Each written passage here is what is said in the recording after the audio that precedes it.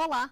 Hoje vamos falar aqui no Academia da tributação sobre as cooperativas e as consequências que isso traz para o desenvolvimento dos assentamentos rurais. O foco da pesquisa foi a região de Palmas, Tocantins. O estudo foi realizado por Leonardo Navarro. Estudo das características jurídico-tributárias das cooperativas e suas implicações no desenvolvimento dos assentamentos rurais da microrregião de Palmas, Tocantins. Dissertação apresentada ao programa de pós-graduação Stricto Sensu em Direito da Universidade Católica de Brasília como requisito parcial para a obtenção de título de mestre em Direito. Orientador, professor doutor José Eduardo. Para participar do debate, convidamos Eduardo Sabo, doutor em Direito Constitucional e procurador de Justiça, e Ângela Issa Raoná, doutora em Direito do Estado e professora da Universidade Federal de Tocantins. Obrigada a vocês dois pela presença aqui no Academia. Muito obrigado. Nós é que agradecemos pela oportunidade. Muito obrigada. Muita honra estar. Bom, e agora nós vamos saber então um pouco mais do estudo de Leonardo Navarro. Análise do cooperativismo no campo com enfoque em cooperativas em assentamentos rurais e no regime jurídico tributário e a importância para o desenvolvimento dos assentamentos rurais da microrregião de Palmas, Tocantins. Leonardo, obrigada pela sua presença aqui no Academia. Prazer é meu.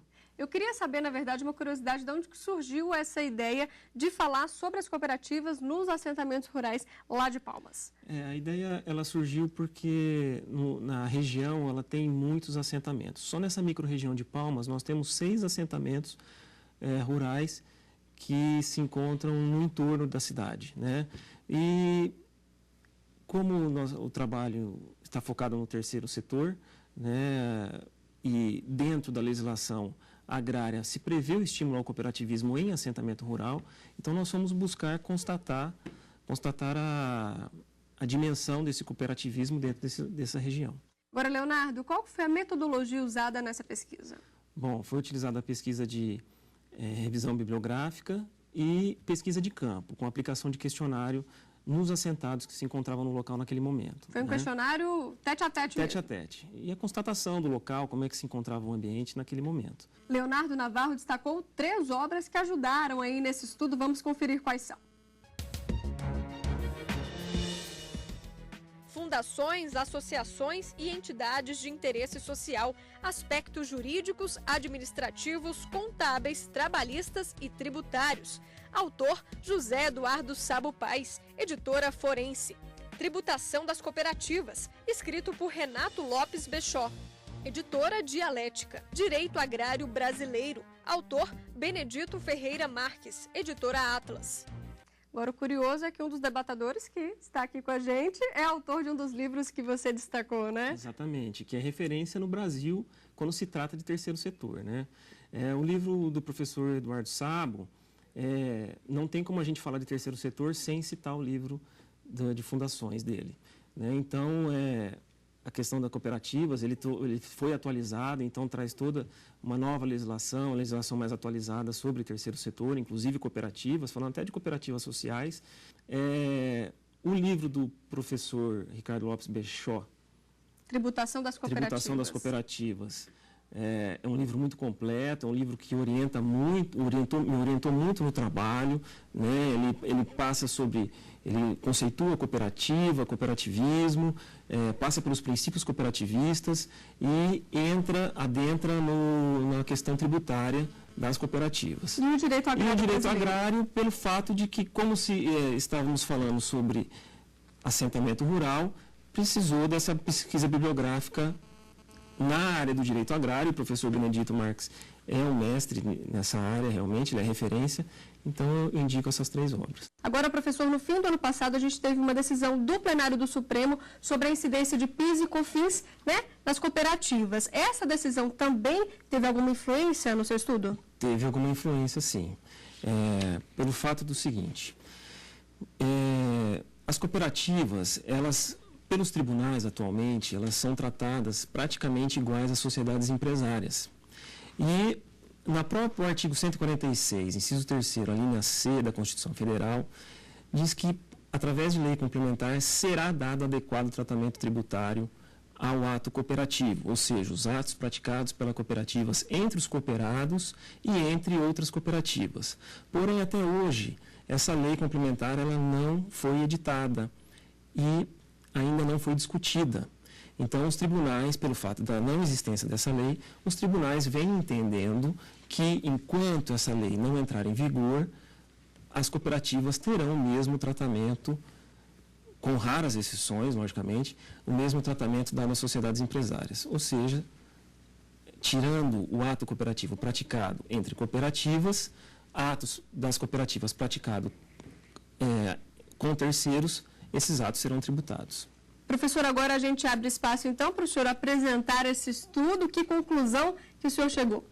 Bom, o trabalho envolvia a análise dos assentamentos rurais e a aplicação do cooperativismo nesses assentamentos, né? E o aspecto tributário que envolve as cooperativas. Então, foi feita uma pesquisa bibliográfica, uma pesquisa de campo, e a conclusão que cheguei ao fim do trabalho foi que, em que pese haver a necessidade de se criar incentivos tributários para as cooperativas, naquela região, na microrregião de Palmas, onde se encontra esses assentamentos rurais, esses incentivos eles se tornam inócuos, pelo fato das cooperativas ainda não serem praticadas naqueles assentamentos. Isso foi constatado em loco, até pelo fato que a aplicação do questionário nos assentamentos teve uma certa dificuldade, pelo fato de estarem no local poucas pessoas, muitas pessoas trabalhando na cidade, muitas pessoas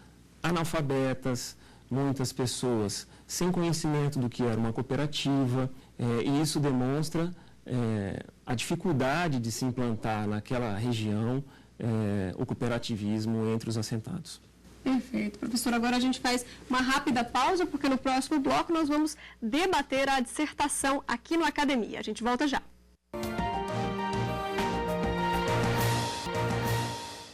O Academia está de volta e hoje estamos apresentando a dissertação de Leonardo Navarro. O estudo é sobre as características tributárias das cooperativas e as implicações no desenvolvimento dos assentamentos rurais na região de Palmas, Tocantins. Confira agora a indicação de estudos que podem também contribuir para quem tem que estudar o mesmo tema. As sociedades cooperativas e o regime jurídico-tributário de seus atos, de Fábio Moura Vicente, Histórico e os limites da reforma agrária na contemporaneidade brasileira, Serviço Social e Sociedade, de Paulo Nakatani, Rogério Naques Faleiros e Neide César Vargas. Sobre cooperação e cooperativas em assentamentos rurais, Psicologia e Sociedade, de Rosimeire Aparecida Escopinho. Bom, vamos agora então ao debate. Professora Ângela, você gostaria de começar então com alguma pergunta aqui, professor Leonardo?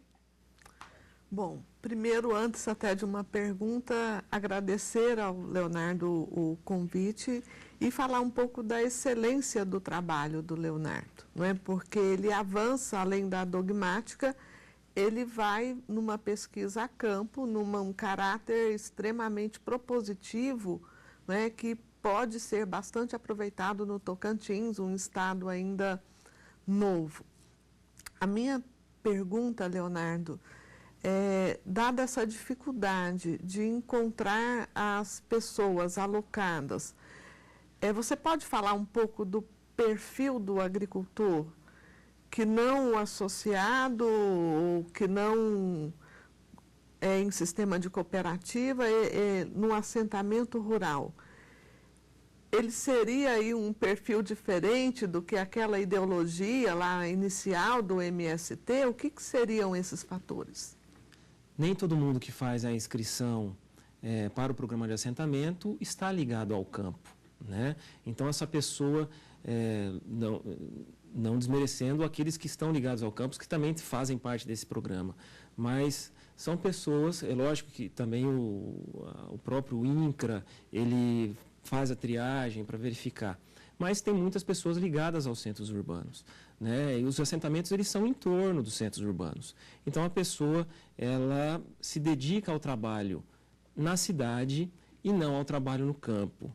Então, e faz do campo somente a moradia, não produzindo na terra. É lógico que nós temos exceções, áreas producentes, mas você vê o perfil hoje desse assentado mais voltado para o centro urbano do que para a área rural. Isso dificulta o trabalho de implantação do cooperativismo, né? Porque para que haja implantação do cooperativismo é necessário engajamento de todos.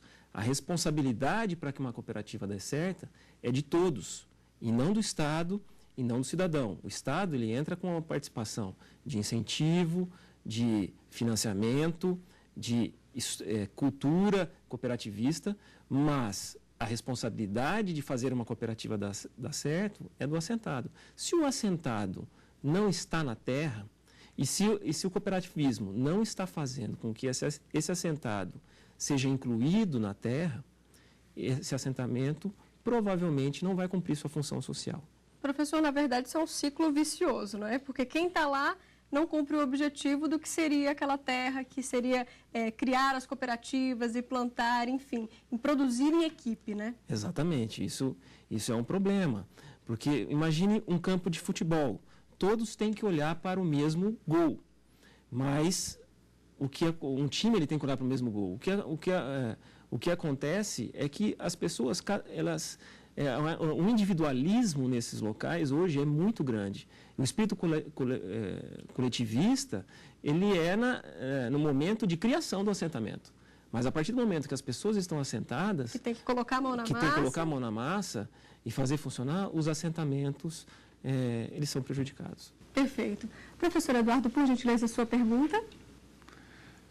De igual forma, agradeço a oportunidade. O Leonardo foi um excelente aluno, agora um excelente mestre e, sem dúvida nenhuma, ele soube aliar duas coisas, a teoria com a prática, né?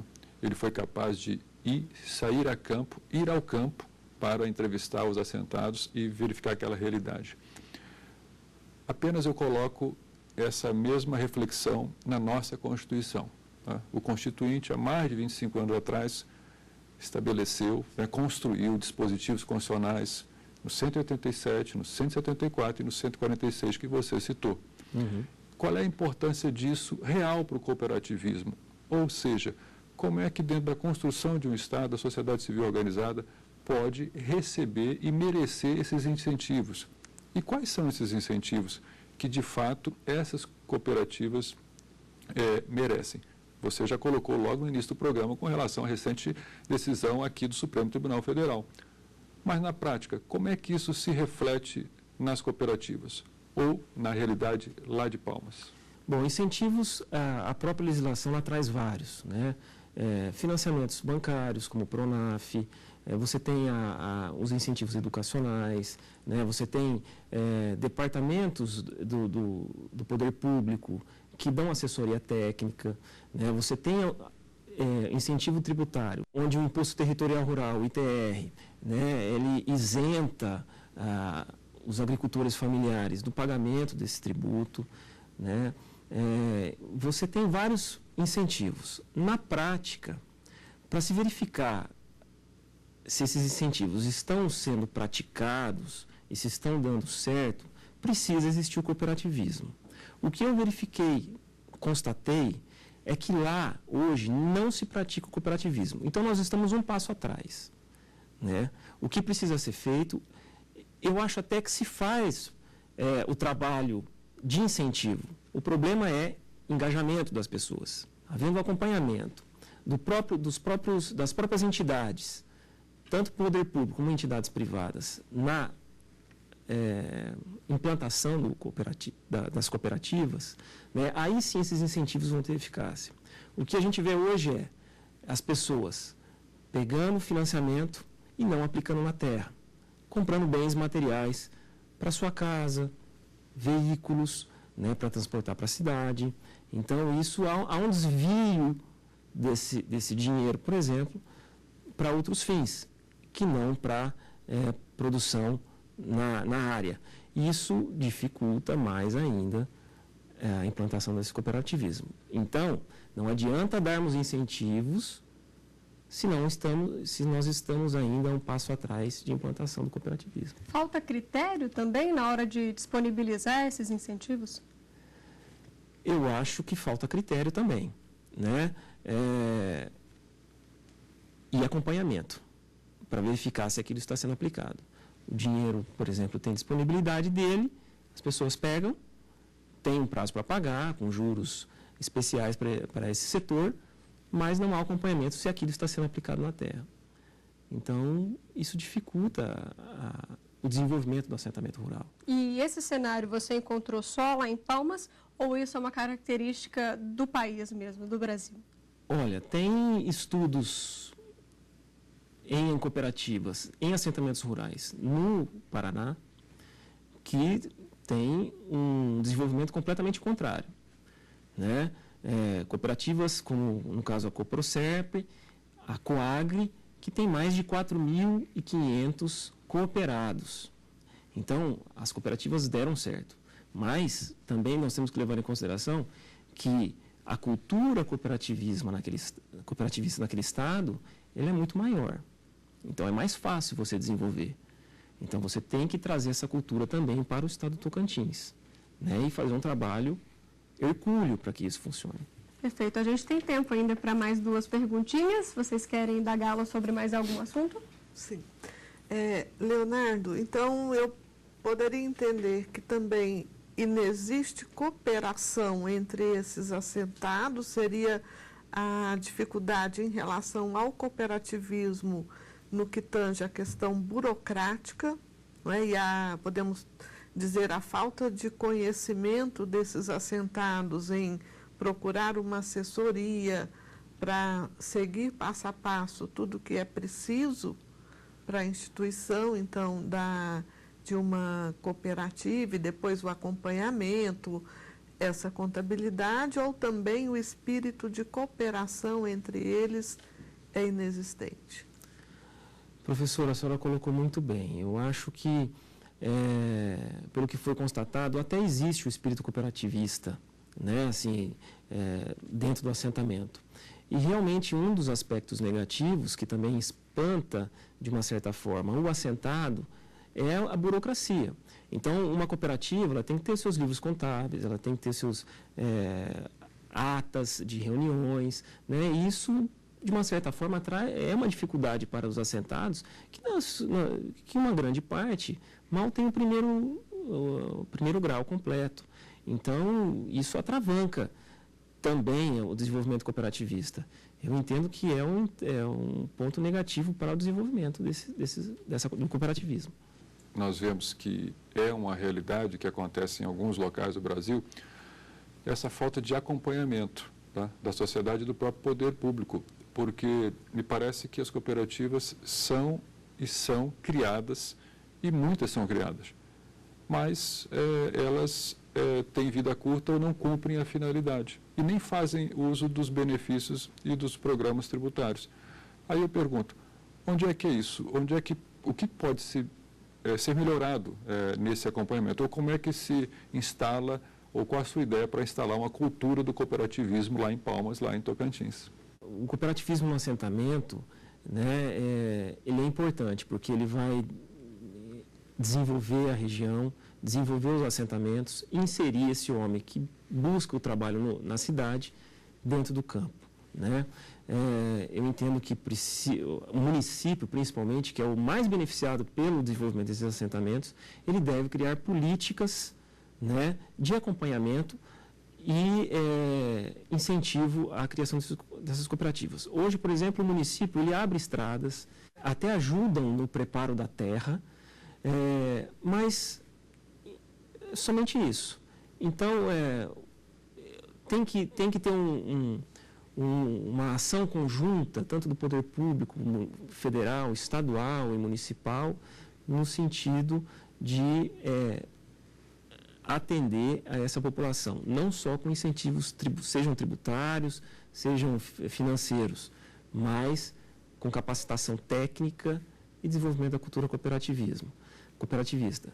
Fora isso, eu acredito que a sociedade organizada, né, ela também tem que olhar os assentamentos como uma fonte de renda para eles próprios, porque aumento de renda dentro de um assentamento, consequentemente, aumenta o consumo dentro do comércio da cidade. Claro. Né? Então, a sociedade organizada também tem que se juntar nesse processo.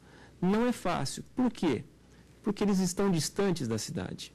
Claro, e o importante também é a questão da inclusão social e de evitar a marginalização, porque caso o cooperativismo não funcione, eles vão ficar à margem e vão ficar marginalizados ao redor das cidades, pequenas ou grandes cidades. Então, o desafio é esse, Exatamente. não é implantar a cooperativa, e sim dar seguimento a ela, fazer com que ela realmente produza, realmente apresente os resultados a que se propôs ou a que se propuseram aqueles que a criaram no momento da criação. Sem contar que as terras ficam obsoletas também, né? Exatamente. Porque se não é plantado, não é gerado, acaba então que esse dinheiro é usado para outra finalidade, né? Exatamente. E aí o fim, ele não é atingido. Né? Então, a reforma agrária, nesse aspecto, ela não atingiu o seu fim. Analisando agora esse cenário atual lá de Palmas Tocantins, como é que você avalia, professor, essa questão das pessoas que estão lá hoje, né, as pessoas que ocupam esses espaços? Existe uma perspectiva futura melhor, mais otimista ou não? Eu, sinceramente, minha opinião pessoal, eu não vi perspectiva otimista nenhuma. Você vê um trabalho do INCRA hoje em fazer com que essas pessoas se estabeleçam na terra, mas encontra dificuldades.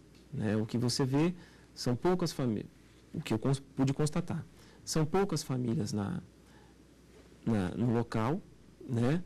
E muitas no centro urbano.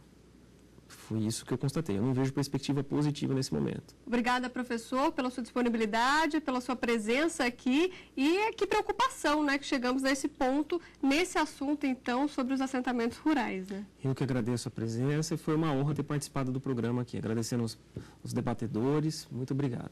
Gostaria de agradecer todos os nossos convidados aqui. Obrigada pela presença. Nós é que agradecemos. Obrigado. Bom, e você também pode ter sua tese ou dissertação debatida aqui no programa. Mande um e-mail para a gente, academia@stf.jus.br. Para rever a programação da TV Justiça, é só acessar o endereço que aparece aí na sua tela, tvjustiça.jus.br. A gente volta então na próxima semana com mais um tema.